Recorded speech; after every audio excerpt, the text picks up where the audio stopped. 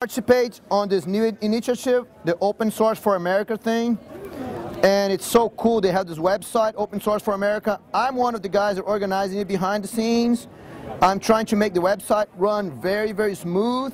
And the thing is, there's going to be so many people participating in the Open Source for America stuff that I need a huge database and a huge disk pool to actually make sure that all the information is saved in there. So I'm here working on preparing a ZFS pool for this Open Source for America site. And it's going to be a huge pool.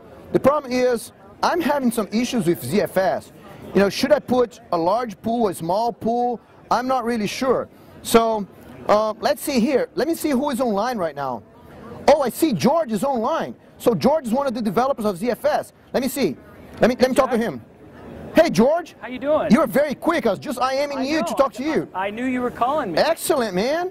It's very good to see you here. I heard that you're having some ZFS issues. I'm trying to install this ZFS pool for this huge site, and I'm not really sure what I should do.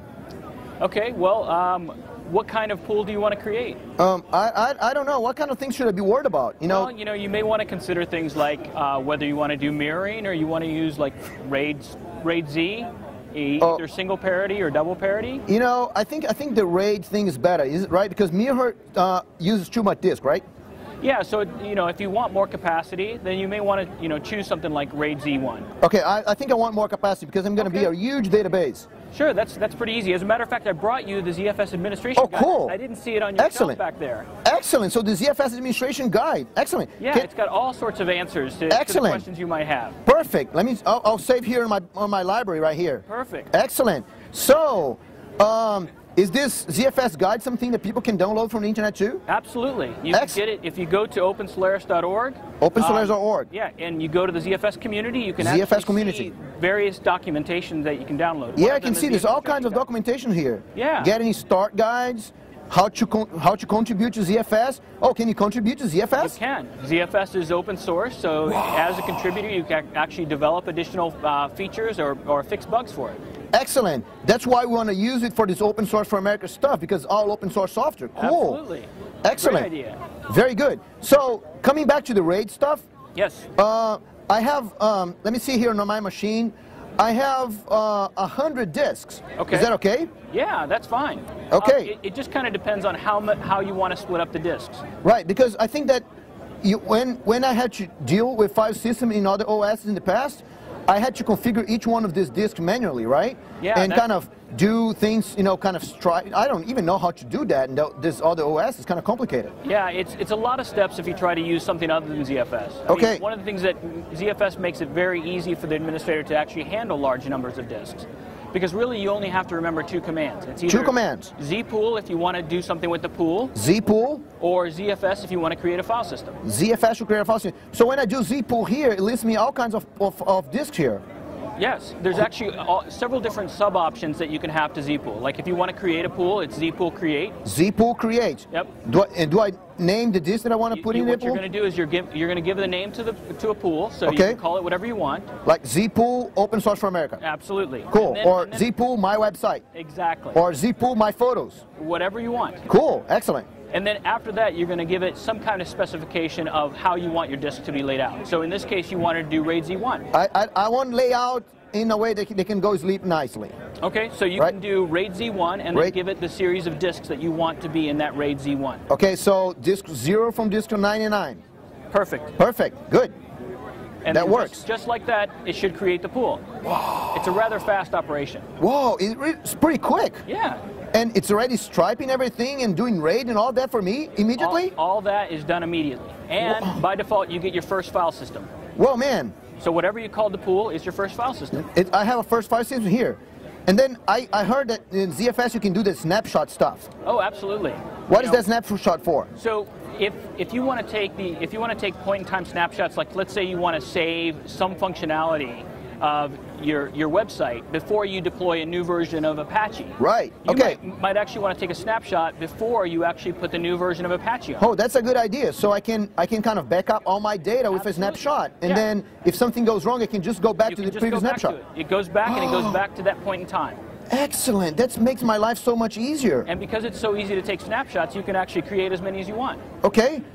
Isn't that other thing something that's kind of do snapshots automatically, and you can slide back in time or something like this that does that? There is a component in OpenSolaris called Time Slider. Time Slider. Isn't that a cool name? It slides in time. Whoa, that's so cool. Yeah. Yes, okay. So you can actually create the schedule of how often you want snapshots to be created and go back and forward. So I can decide how much I slide in time. Absolutely. Cool. All right. And is this integrated with GNOME or something? It's integrated with GNOME, so you get a nice GUI interface that you can actually set everything up from. Whoa, you can. Yeah, see it right there. Yeah, right here. It's so cool. Yeah, it's pretty cool. Whoa, I mean sliding in time here. You really are. Whoa, look how it's sliding here. Woohoo, so cool, this is sliding stuff. So that's done with ZFS snapshots? Yeah, it's done with ZFS snapshots. So that's not a lot of magic behind them? No, it's actually all driven by ZFS. Excellent, that's so cool. I love this. You know, the other thing you can also do is you can actually set up compression on each file system individually. So if you want to have compression on, you can just turn it on automatically on demand. Okay, so I can save space if I need. Yeah, absolutely. Right, okay, that's so cool. So if I have like a file system with a lot of text data, then you're going to compress a lot. So hey, that's what I need, isn't it? Exactly. Yeah. For your web service, it's perfect. Excellent, that's so cool. Wow, I love this ZFS stuff. What else? I'm kind of learning so much from you.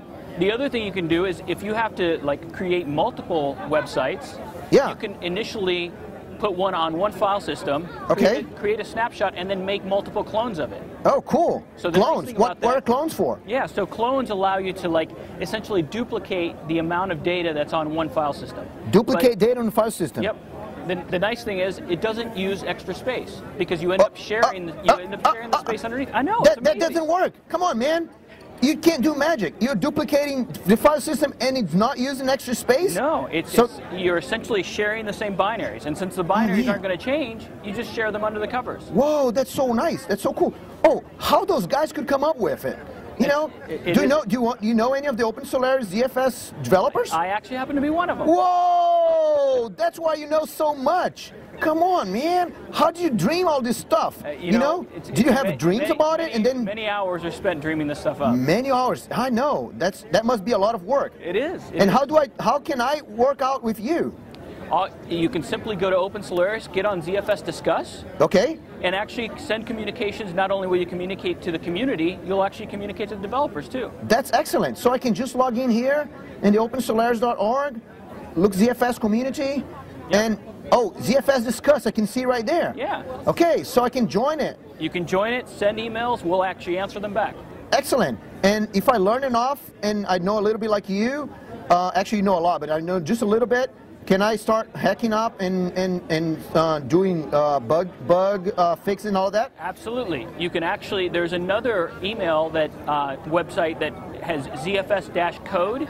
ZFS-code. So you can actually talk to the developers about code changes, and you can also request to be an integrator, and you'll get a sponsor from Sun that will work with you to get these code changes put back. Oh, excellent. Whoa, I'm going to start doing this right now. Yeah. That's a great bug to work on, too. Is it? Yeah, you should work on that one. That one right here? Absolutely. Okay, yeah. Does that one going to help me out on my website later? I think it will. Okay, excellent. You know, if you have something else to do, you can just go because I'm busy right now. Okay, well, hey, if you need something, you call me or send me an email on ZFS Discuss. Did you say anything? Okay. Oh, hey, thanks, George. It was great. Thanks a lot. Bye, Jack. Bye. Oh, man, this is so great. I can't stop thinking about this. ZFS, I'm going to dream this at night tonight. Actually, you know what? I'm going to read that book. Thanks a lot, guys. See you later.